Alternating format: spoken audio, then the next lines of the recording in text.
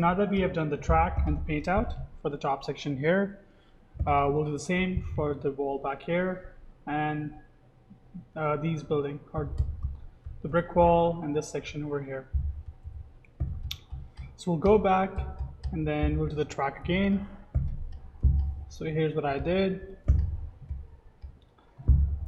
So looking at the footage for the wall back here, let's see what can be a good tracking point. See if I do playback.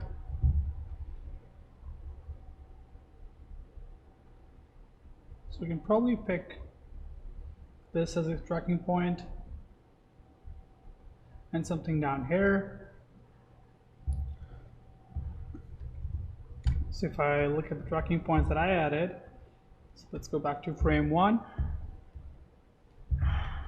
So you can see I added these 2 points. So a point right there and a point right there.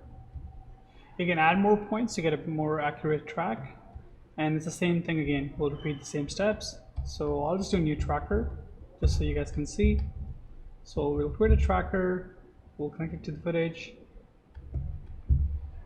and then going back we'll add a point there. So I'll just do 1 point, and you can do the other point and additional points if you want to add more. And then we'll make it about this big, and then you can see it's set to 1. One thing we can check is adjust for luminance changes. So if there's any kind of brightness shift in the plate itself, Nuke tries to adapt for it. And then the only thing by checking this box would affect is the amount of time it takes to track. So it'll probably take a bit longer, but given that we're only tracking 1 or 2 points, it should be pretty fast. So what we'll do is, once we have the tracker, we'll go back to tracker, make sure it's selected, and then we'll click track forward. And we can see here it's staying pretty consistent.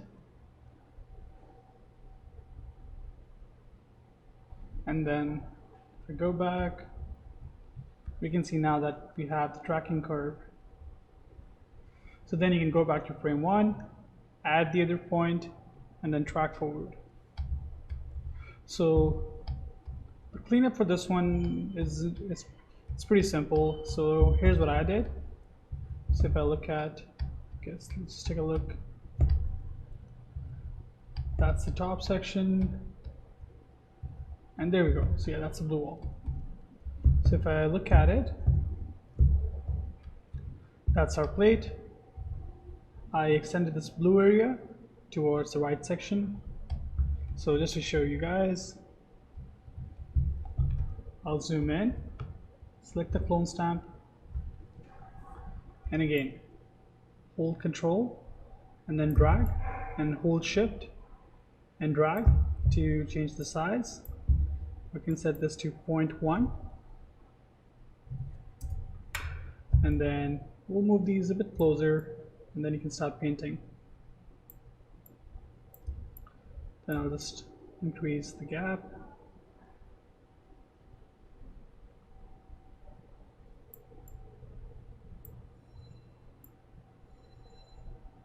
So continue doing the paint.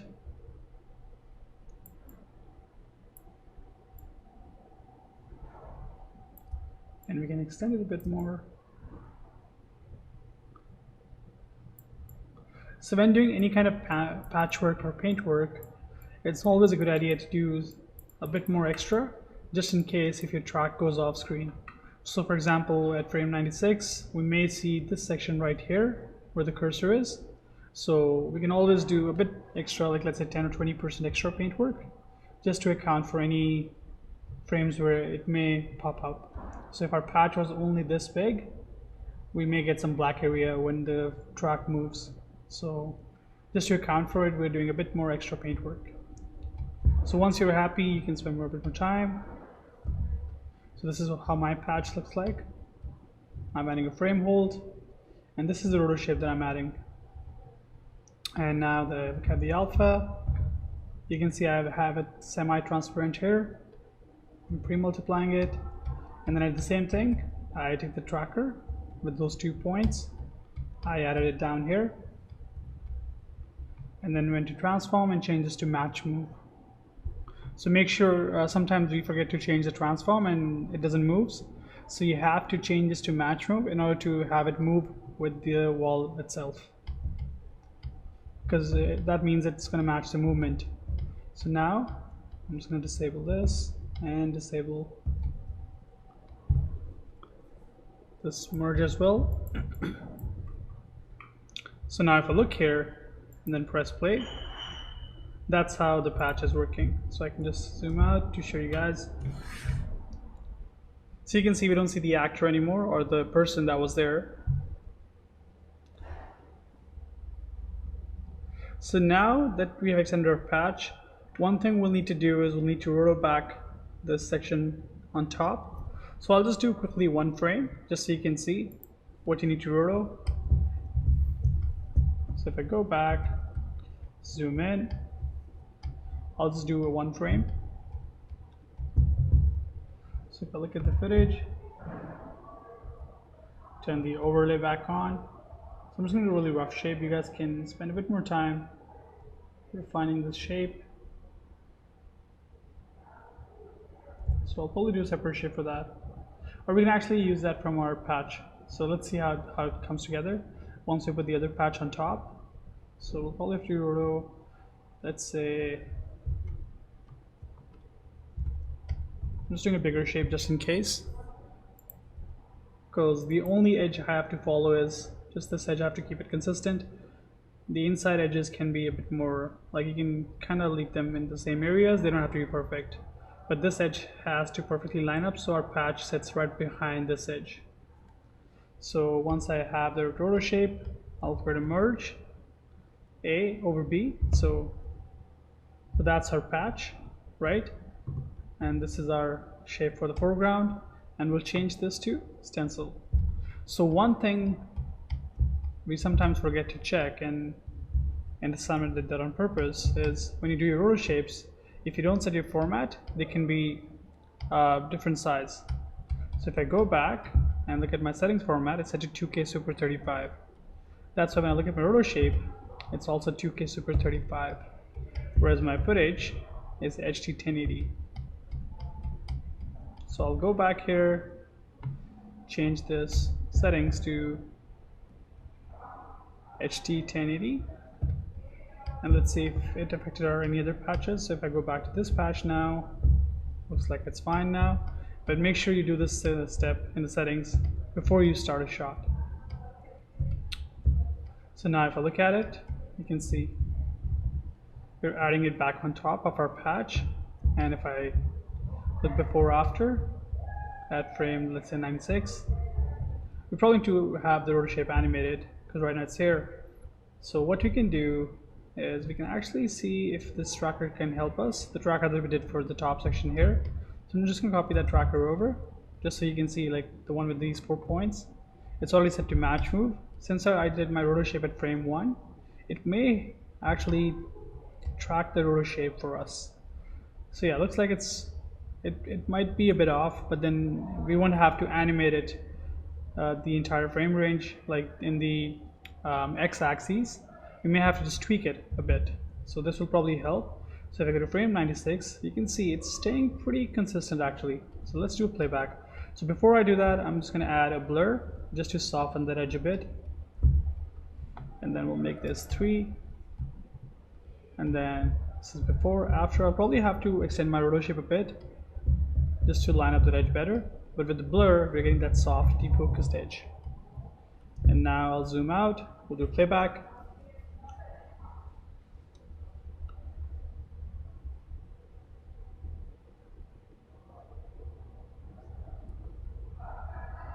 And once it's cached,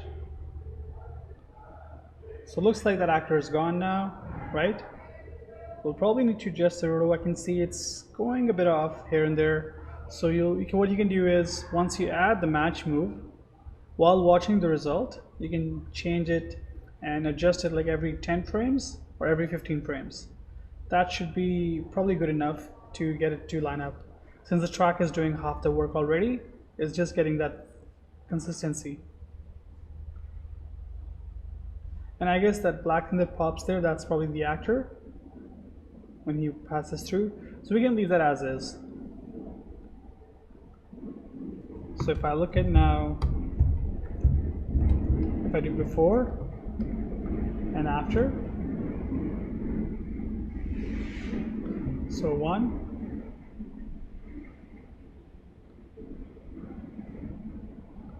let it cache, just a second. So it's always a good idea to do like 1 and 2, like just to make sure that you aren't changing it too much. So it looks like the brightness is changing. You can probably change that with the grade node. But for now our focus is just to get the paint work and the track working. So press, if I, let's say, pause at this frame and do 1, 2, you can see I need to probably adjust the roto shape, but the patch is staying pretty consistent. I'll probably have to dial the brightness a bit down, so we can change the gain on the grade node to make sure that it's staying consistent. So once we are done with this, the trickiest would be to do the clean plate for this section here, since it's all different buildings. So I'm just going to do a playback just to see where this bird that we are removing is going in front of. So it looks like it's going in front of this section, this wall back here, and all the way till here. And also if I go to back to very first frame, you can see it's actually overlapping this bird. So we'll probably have to clean up those frames as well. Luckily it's only 4 frames, or actually not even 4, 3 frames. So what you can do is, just to clean up those 3 frames, we can actually do a frame by frame paint. Or what would be faster is just take a frame 4, frame 3 actually. So if you just take that section, roto that out, you can merge that on top at frame 2. Just change the transform and then do the same for frame 1. So once you, it's only 2 frames, so we can take frame 3 and then use that section from frame 3, which is clean, there's nothing in front of it, and then use that for frame 2 and frame 1. So just to show you guys really quick, what I'll do is turn the overlay on. I'm just going to do a really quick patch.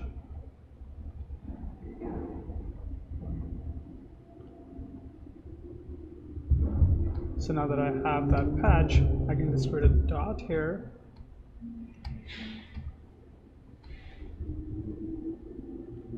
And then copy my copy remote to isolate it like this, and add a frame hold.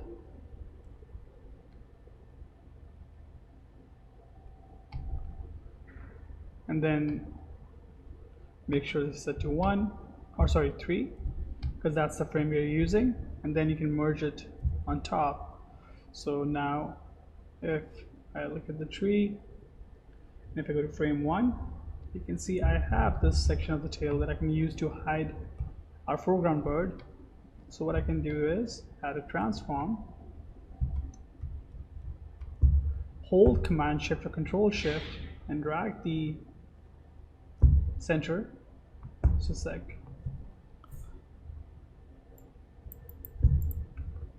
So make sure we have it open.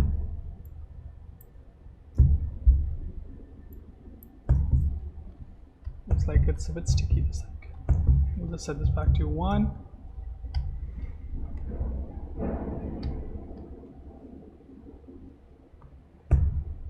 And if I hold Command Shift, it'll probably line up to the tail. So there we go. And then once I have that, this point in the middle, I can actually just place it on top like so. Change it, the rotation, and see if I can line it up better. So let's say I'll probably keep it there and disable enable. Yeah, it looks like it's hiding it, so I probably need to extend it a bit.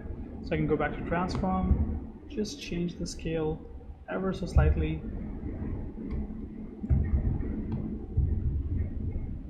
and And then with the rotor shape, what I can do is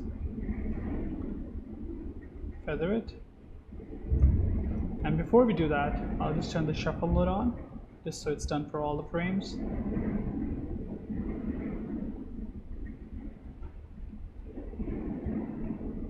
And now if I enable, you'll probably have to clean up the rotor shape back here. But you can see we can actually use a clean part to hide that section. Or what you could have done is use the paint tool. But in this case, the thing is, we have so much detail, it's probably a better idea to pick something from the bird itself, and like one of those cleaner frames like frame 3, and use that. It's only 2 frames. And then you can animate it, so keyframe 1, and then here at frame 2, 0. Or in this case, we'll just keep it on as frame 1, 2, or sorry, frame 2 as well. And at frame 3, it'll go to 0. So, and then we'll go back to our transform, right click, set key on all knobs, so it's animated. Go to frame 2, and then you can adjust this position however needed be, adjust the rotor shape, and then at frame 3 you can see it's back to the normal. So you'll probably have to spend a bit more time refining it. I'm just showing you like how I would approach it, like how you would do rotor shape and how would you set this up. You'll probably have to clean it up and then spend a bit more time making sure it looks where the actual wing is supposed to be, so the edges and everything, they match the original position. So disable enable, you can see right now it's pretty close, but I can probably spend a bit more time making sure that this edge maybe goes a bit down here, and then the edges around it match the exact edge from the actual frame. So you can do this step in the very end. Now going back to the buildings back here.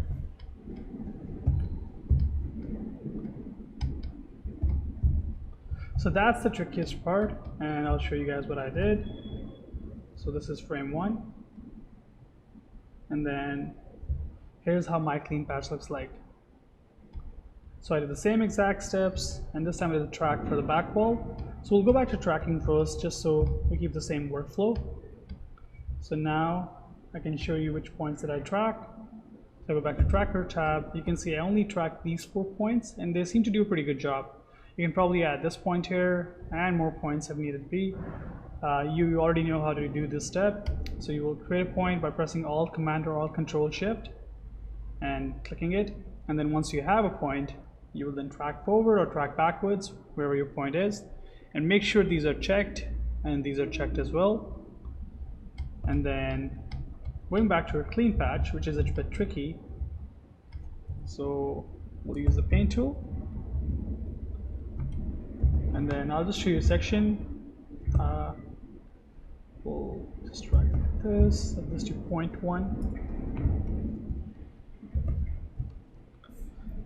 And then I will just start painting. Yeah, right there.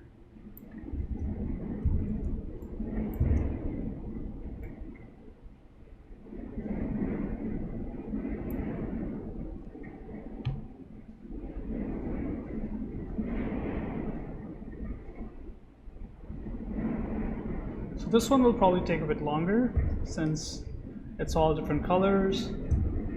The good thing is you can't really tell like one building from another. They're kind of like mixing and matching up. So you can do something that looks like it's there. It doesn't have to be perfect for this assignment. But when working in different projects, you may have to make it perfect. And sometimes they may have building elements that you can actually use. So they might have shot the same shot without the birds. So you can just take this section from that shot and then track it back into this one. But if most of the times when you don't have those options or clean plates, then you have to use the paint tools to do all the work. So what I'll do is now, I'll start painting the other section now. So I'll go like this, scale it down, bring it a bit closer, and start painting this wall here.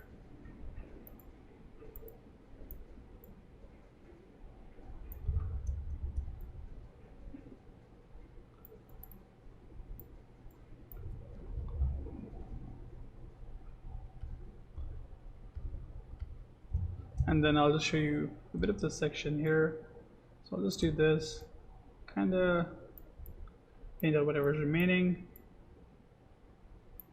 paint this blue area, keep extending it. So you can spend a bit more time on this section. And then one thing after doing your paint work, for something like this which is so defocused and doesn't really have that much detail, we can use, actually, if I click here, the blur tool, or we can use the smear as well, which will probably do a better job. Smear tool, set this to 0.1 for example, scale it up, and then you can just kind of blend it all together. So if I do this, you can see we lose those artifacts and it's a bit more smoother. And you can use the smooth tool as well if you want to. So these are kind of like your tools from Photoshop, but then it helps to like blend like the color together, so you don't have that banding or that separation. So I'll let you guys spend more time with this section. Make sure it looks all clean, doesn't look too patchy, and like this is what I did. It can probably be a bit refined a bit more, like I can probably do a better job there. Spend a bit more time on this section to make sure the line is consistent. So you can probably do something similar, but then spend a bit more time refining it so it looks good. So you can see the bottom section here, I've already extended that as well. Same idea as before when we extended this blue wall towards screen right section, right? It's always a good idea to paint a bit more extra area just in case if our track shows up. So let's say when the camera goes from frame 1 to 96, we may see a part of the section pop up behind the top section here. So once I have that, I'll just probably copy over the track, so you can see that's how my patch looks like. And if I play that with the track, that's how it looks. So I'll go back, and then if I go to my shot now and merge, so we have that patch. So now one problem we have making this patch this big, we'll probably have to rotate this bird back on top. So if I look at the bird, so we'll probably have to rotate wherever it goes on top of this patch. So that'll probably take some time, but a lot of times when you do paint work, you have to do that as well. Like you have to rotate foreground objects back on top. So you can either put the roto right here and do the stencil operation just like this. So if I go back to frame 1, remember this patch we did for the blue wall? So the roto for that is right here, and we did a stencil operation. So the roto for the bird can go right here with the stencil operation, and you can add a blur to have a soft edge. So that's our patch 1, and that's our patch 2 for the blue wall. So disable, enable, you can see. And then our third patch for the section here. So I'll just show you quickly the roto shapes. So that's the roto shape for the third patch. That's the roto shape for the foreground. This is the actual roto shape for the back wall there. And this is the roto shape that I did for the back walls that are way further in the back. And not way further, actually, it's pretty close, looks like. But yeah, this section here. The reason why we're dividing them this way is because they, depending on where they're sitting in the plate, they have different parallax and they have a different track movement. So this building back here may have slightly different movement than this one here. And anything behind those trees back there will probably have a different movement because they're sitting so far in the depth. So we'll merge, and then we'll have to probably bring that bird back on top. And then let's see how our clean plate looks like.